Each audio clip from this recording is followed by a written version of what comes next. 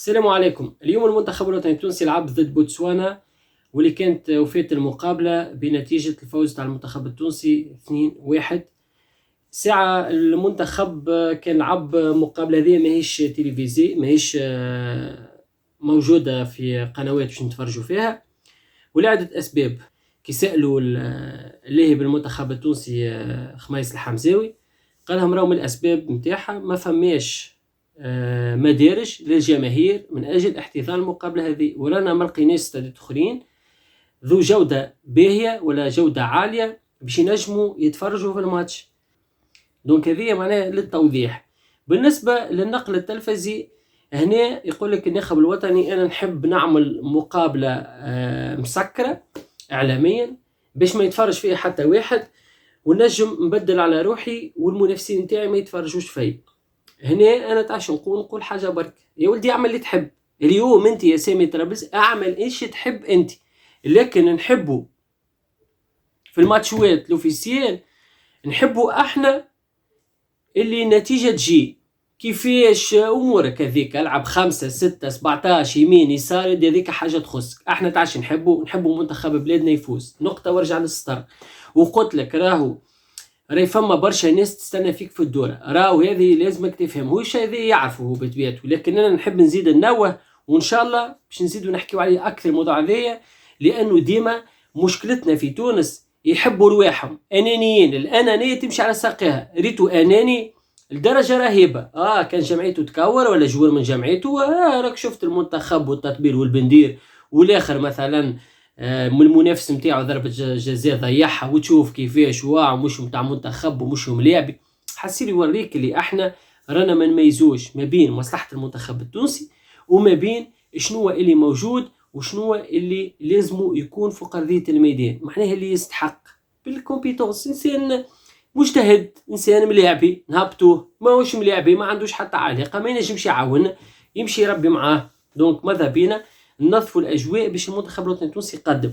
نجيو توا نحكيو على الرسم التكتيكي اللي يعتمدوا طرابلسي. في الشوط الاولاني كان يعتمد زوز رسوم تكتيكيه، لعب 3-5-2 ولعب 4-3-3. وهنا انا واحد من الناس نحب نعرج، خاصه انا قلتها البارح، راهو المشكل فينا احنا.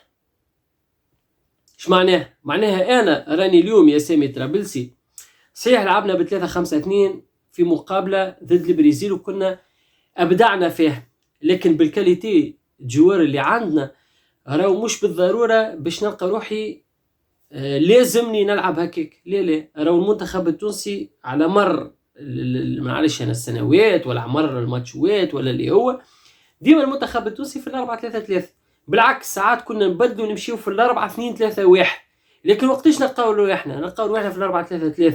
دونك اليوم انا كي نشوف الرسم التكتيكي، خاطر يقول لك اليوم شكون موجود، عندك دحمان في الكاج، فما لاعب برون ومعاه الطالبي، يان فاليري موجود معاهم معناها كتروازيام، هذا نحكيو معناها يلعبوا في 3-5-2.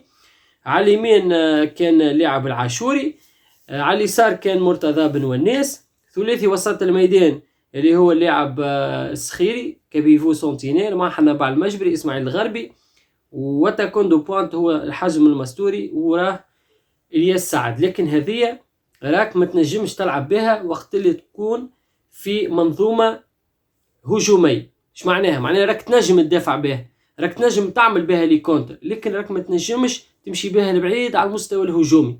راو ما يغرناش الرسم التكتيكي هذا لعبنا به ضد المنتخب البرازيلي. لو كي نجيو نرجعوا للمنتخب البرازيلي كيفاش كورنا، راك ماكش تلقى الحاجات هذا من الكل. ما شفناش احنا مثلا باس واثنين ورميز ويتعدى وصاروا لي سونتر، وخدمنا مثلثات وخدمنا كاريات مثلا في زون معينه وبعد بدلنا للزون الاخرى. هذا من الكل حقيقه ما شفناهمش. شفنا اللي المنتخب التونسي كان واقف ويلعب على هجمات المرتده، وخاصه كانت طوال الوقت ديما الكره عند الادفيرسير، وهذيك هيش معناها تلعب تحت الضغط. لكن هذه غدوه انا كي باش نلعب ضد منتخب اوغندا ما نجيبش نطبقها، هذه بيدا كي نجي نطبقها انا اليوم على بوتسوانا ما نجيبش نطبقها. لذلك المنتخب الوطني التونسي الاحسن والحل الامثل انه يحاول يلوج على ملاعب يلعب على الكوتي اليمين ويسيب عليهم الخطه 4-3-3. ال4-2 3-5-2. كي نجي نشوف انا من بعد كي تبدت الخطه التكتيكيه ولينا شفنا منتصر الطالب يرجع للاكس هو دينان برون، شفنا معاه زاد اللاعب يان فاليري مشى لليمين، شفنا مرتضى ونانيس مشى لليسار، وشفنا العاشوري مشى على الرواق الايمن معناه يقلبوا مره هو مره يمشي الياس سعد. ثلاثي وسط الميدان السخيري، وعندك اللاعب حنا بعل المجبري معاه معاه الغربي، وتكون دو بوانت هو فراس هو اللاعب حازم المستوري. به انا هنا شنيا نحب انا نقول من الكلام هذايا، انه راهوك انت مثلا شنيا اللي عجبني وشنو ما عجبنيش. انا كي نشوف مثلا تقولي العاشوري على اليمين، بالنسبه لي انا نستبعد النجاح نتاعو، حتى ولو باش تحطوا على اليسار ما عندكش علاش باش تحطوا على اليسار، رانا ماذا بينا ملاعبي يقعد لنا على الجهه اليمين. ايش معناها؟ معناها احنا اليوم كي نشوفوا في اللي موجودين عندك اللاعب تونيكتي ملاعبي ديجا قاعدين في قاعدين ينتجريو فيه هما كفريق ولهنا باش يلعب على الجهه اليمنى. على اليسار رفاعي اليسعد من غير ما تتفلسف، حتى باش معناها نحاولوا انه باش ناخذوا شو اللي صار معناها في المقابله هذيك، كان اكثر منه راهو قاعد يجرب في الملعبيه وفي اللي بوست، وراهو توا نقولوا يا سامي ترابلسي راهو الامور بدات تتحط على السكه، راهو مش وقت برشا تجرب، راهو تنجم تجرب لكن مش برشا تجرب، راك تنجم تجرب في سيتوياسيون، تنجم تجرب في ميتون، في قلبه، في شونجمون نتاع لعبه. لكن هنا شفنا في الماتش هذا الحقيقه ما كانش المنتخب التونسي افيكاس في الشوط الاولاني، معناها خلق برشا فرص على فكره، معناها حسب الاصداء اللي قاعده جايه معناها من المقابله هذه برشا معناها اهداف لكن ما تسجلوش. في الدوزيام ميتون كان تغيير كلي وكامل ورجعنا لنظام اللعب 4-3-3 اللي كملنا به في الشوط الاولاني. بشير بن سعيد حارس مرمى، معلول على اليسار، مريح والغندري في اللاكس، بن علي على اليمين، فرجاني الساسي، بن رمضان، الحاج محمود، تونيكتي، ومعاهم شوات والعاشوري. معناها براتيكمون العاشوري الوحيد اللي قاعد يلعب في المقابله الاولى وكمل في المقابله الثانيه، وبدل هو تونيكتي، مره تونيكتي مشى على اليمين ومره العاشوري مشى على اليسار، وقعدوا يبدلوا الى انه صار الخروج نتاع العاشوري يدخل في بلاصتو اسليتي. به النقاط الايجابيه هي تدوير الافكتيف، وراك اليوم ما تنجمش تعمل وتقول راني باش نمشي نكور بهذم وهذيك هي تشكيله اساسيه. حتى فريق باش يلعب لك ماتش اميكال قبل الدوري يعطيك التشكيله الاساسيه نتاعو. ريت الفورماسيون لعبوها المره الاولى راي فيها تغييرات، جوز 3-4 ملاعبين، شفت الفورماسيون الثانيه فما تغييرات 3-4 ملاعبين، من غير ما تنجمش تكون هذيك التشكيله الاساسيه، لا تكون في الاولى لا تكون في الثانيه، لانه هو توا حب يحاول يلقاشي مثلا فورميول مثلا في الوسط. انا اللي نشوفه مثال حنا باع للغربي سخير يقول لك نجم نستعمله في وقت من الاوقات، يقول لك مثلا تو نحاول نبدل حاج محمود كيفاش باش ننتقريه، سيسي كيفاش باش يكون موجود، تونيكتي حاجتي به انا على اليمين، شواتي نجم يكون مثلا كحل ثاني. دونك هنا الشوا لازم يكون ديما موجود للمدرب.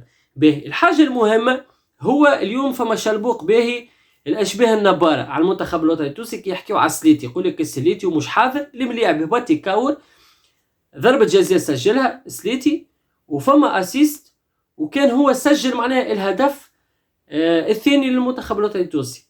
هنا يوريك الملاعبي حاضر، وهنا كأنه جاوب على النبارة اللي نهار كامل وشادين في تقشقيش لحناك وينو شبيه ما جاش، وواحد يقترح في مواطن عادي يحب يهز المنتخب، والاخر هاو فلان والاخر هاو فلتان، اللي هو راني قلت لكم راهو فما مواطنين ماذا بيك ما تهزهمش من البطولة التونسية، خاطر غدوة باش يصبحوا يطالبوا بهم يكونوا موجودين في تشكيلة أساسية.